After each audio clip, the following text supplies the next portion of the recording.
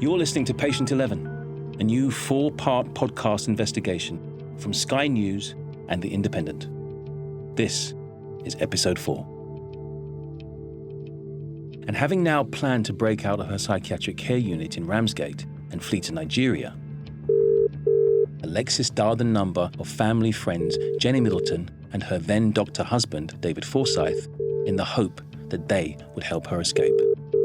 Well, the phone rings at 5 a.m. and you think, oh my gosh, what's happened? And it was Alexis, and she said, Jenny, I need help. And she said she wanted us, if we could, to go and pick her up. Just to turn up to the rehabilitation centre and drive her to Paris. She was quite clear about it. She wasn't sure how safe it would be crossing the channel. We talked it through. Were we up for doing this? I have to say, at the time, neither of us knew it was a criminal offence to do this, to spring somebody from mental health section. But the thrust of our feeling was that it was just outrageous that such a plan of moving should go on, and it was time to do something.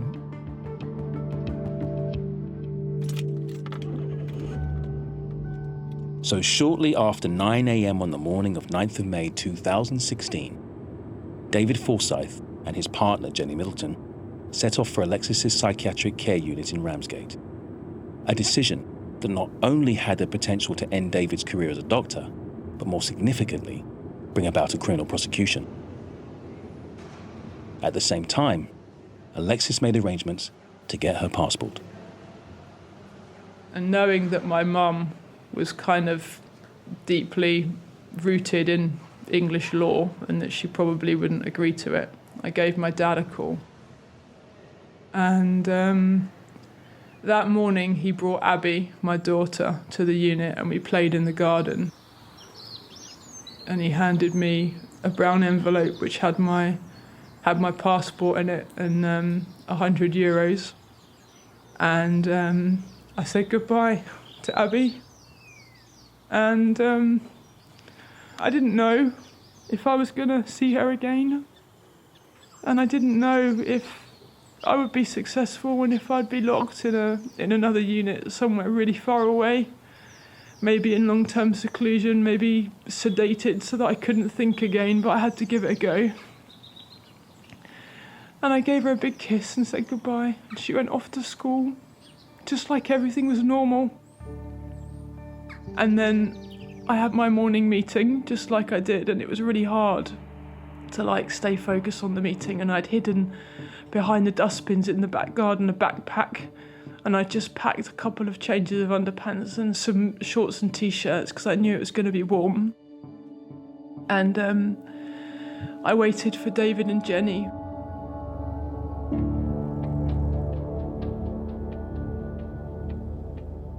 Shortly after 10 a.m., David Forsyth and Jenny Middleton pulled up outside Alexis's psychiatric care unit in Ramsgate. And then sent her a message, we're outside now, the engine of the car was running. We only stopped the car, we didn't turn it off. And I said to the nurse, I'm just going to pop outside for a few minutes, get some fresh air in the garden. And I grabbed the bag from behind the bins, climbed over the wall. I got out of the car, and because it was a sort of sports car with a low back seat, and as she got into the back of the car, she was absolutely shaking. She's a very tall girl, and she was very bent and looked very frightened. And I could see the cleaner looking out the window, and I see that she saw me get into the car. And I was petrified, and I quickly put on the sat-nav because Jenny and David didn't know the area and I was getting really confused with which way to go. And David was driving and I was in the front giving directions. I don't know how, we just finally made it to Dover somehow and everything just seemed so normal. And I went and I bought the tickets for the ferry crossing. Which I thought was completely bonkers because it identified her for where she was, and if anyone was interested in us, then they would be able to locate us. By this time, staff in the psychiatric care unit in Ramsgate had reported Alexis AWOL, absent without leave, or missing. And being a sectioned mental health patient, she could be brought straight back.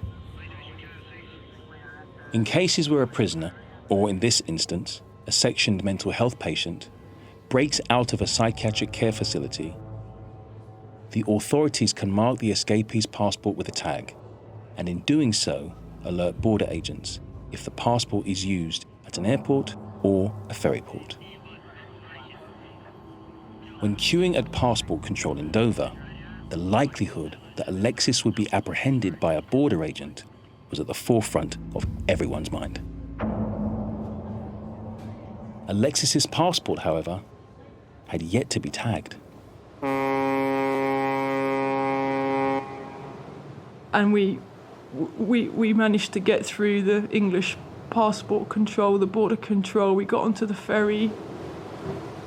And there was just this massive sense of relief that I was on this ferry. And it was funny, the sky was blue and we were outside and David bought me a hot chocolate and I ate a croissant, and it was just everything was so normal, but it wasn't. There were 2 helicopters flying overhead. They were looking for me. They'd sent the police. And I used to wear this wristband which had my name on it and the number of the unit. And I took it off. They made me wear it, and I took it off and I threw it in the sea. And I landed in France, and I drove through the French border control. Nobody stopped us. And Jenny and David said, "Would you like us to drive you to Charles de Gaulle Airport?" And I'm so grateful to them. You know, who would do that for somebody? That they believed in me so much. So we got on the motorway and drove through the First World War battlefields to Charles de Gaulle. A little bit more than an hour, I believe. And when we got to the airport, we dropped her off, as you would. And I wanted to go in with her, and she said, "No, Jenny." And by then she was back to her normal, confident, capable self. She was no longer presenting in a very autistic way. And she said, no, she'd done lots of international travelling. She could do that, she knew that, and she'd be fine with it, and she didn't really want me to go in with her. And we were rather apprehensive because Jenny had promised her mother that we would supervise her and make sure she was safe, quote. And of course this was quite impossible. So we drove to an adjacent petrol station where most of the chauffeurs waiting for important people to come to the airport were parked. We said we'd stay there so that if for some reason she couldn't get on that flight, we were still there to pick her up. Inside Charles de Gaulle Airport, Alexis found an Emirates Airlines desk and bought a ticket to Lagos. So I bought the tickets. I knew I had to stop in Dubai, and I would stop finally in Lagos. 6 hours had now passed since she'd escaped. More than enough time for British authorities to alert their European counterparts and intercept Alexis the next time she used her passport.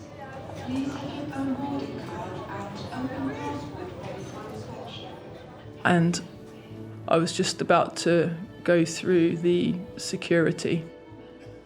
And I got up to the desk and I expected everything to be fine. Why wouldn't it be fine? I'd just gone through 2 border controls.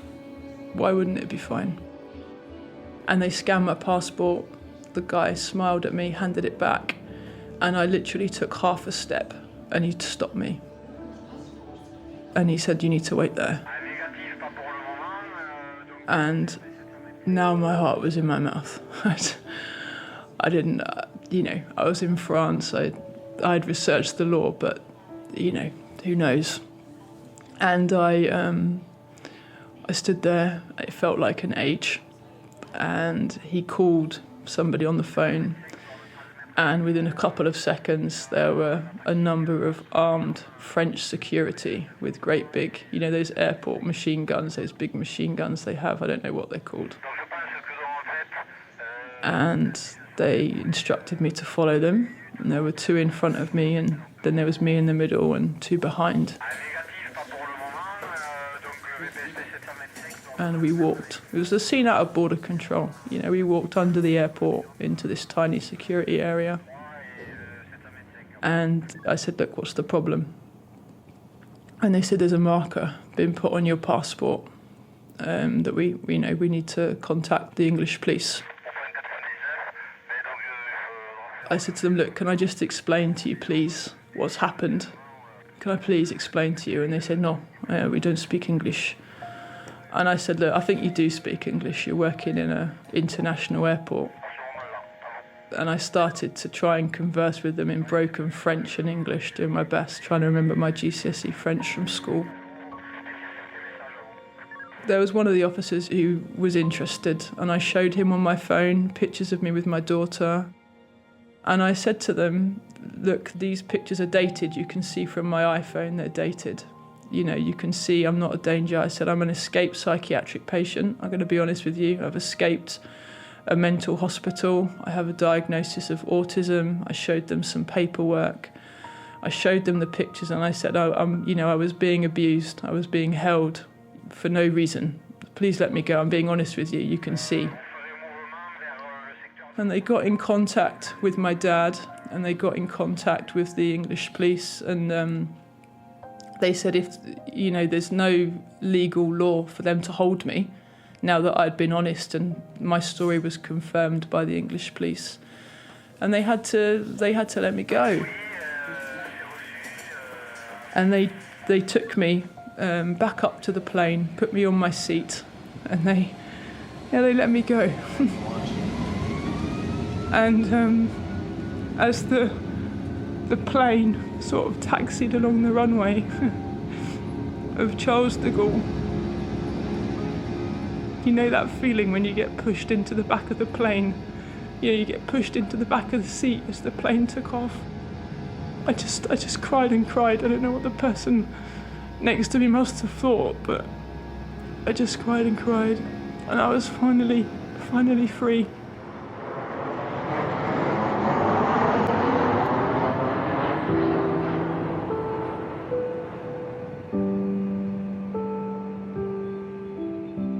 And I don't remember if she phoned exactly or text exactly when she was on the plane or as she was going through, but we saw a flight go over and we thought, great, that's her done.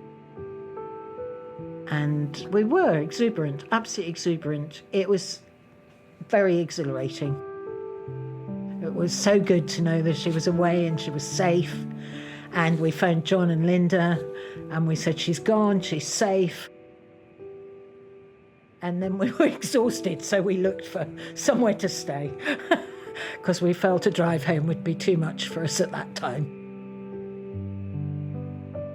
2 weeks after Alexis flew out of Charles de Gaulle Airport, her parents, Linda and John, along with her daughter Abby, joined her in Africa. And within a matter of weeks, Alexis was back teaching at an international school. Fearing she'd be sent back to psychiatric care if she returned to England while under section, Alexis remained in Africa, along with her daughter, Abby. And then, in the September of 2016, following a 6-month legal battle, her section was finally removed. This isn't to do with, very unwell, disinhibited men that don't know what they're doing. This is a systemic problem. I thought it was just me, but it's not just me. There's thousands of people.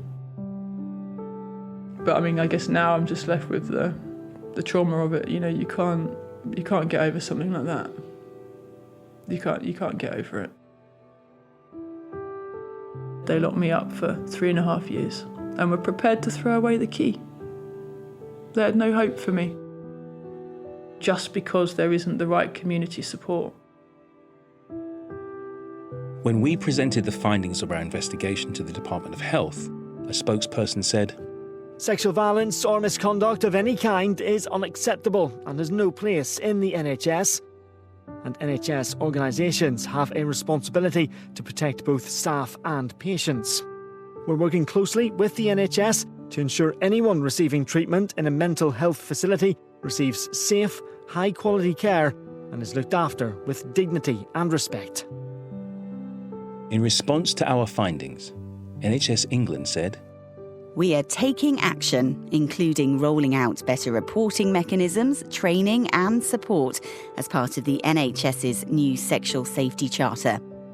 NHS England has advised all trusts and local health systems to appoint a domestic abuse and sexual violence lead to support patients and staff to report incidents and access support, with more than 300 now in place."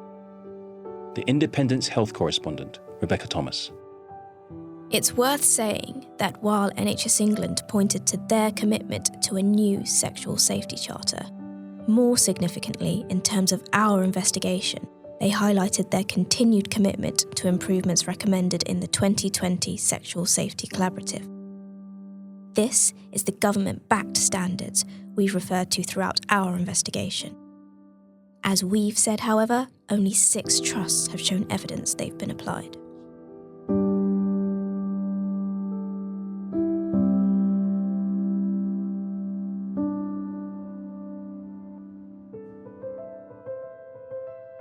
Today, Alexis lives with her daughter Abby in Kent. She remains close friends with David Forsyth and Jenny Middleton, who were contacted by police in the aftermath of Alexis's escape, but never charged. Challenges notwithstanding, Alexis is currently in good health and works for the charity, the Restraint Reduction Network, who campaign against the unnecessary use of restrictive practices. Every day's just a blessing now. I wake up and I go out for a run in the morning and I look at the trees and think how lucky I am to be outside, to be able to go outside. If you have been impacted by this story or had a similar experience in NHS psychiatric care, contact StoryCast at sky.uk. Patient 11 is a Sky News StoryCast production in partnership with The Independent. This series was narrated by me, Nicholas Pinnock, and was written and produced by Robert Mulhern. Reporting by Rebecca Thomas and Robert Mulhern. This series was edited by Paul Stanworth. To help us share Alexis' story, please leave a rating or a review. To join the conversation on X, it's #Patient11. For more information and additional reporting, visit the Sky News and Independent websites, where you will also find support details if you've been affected by this story. Thank you for listening.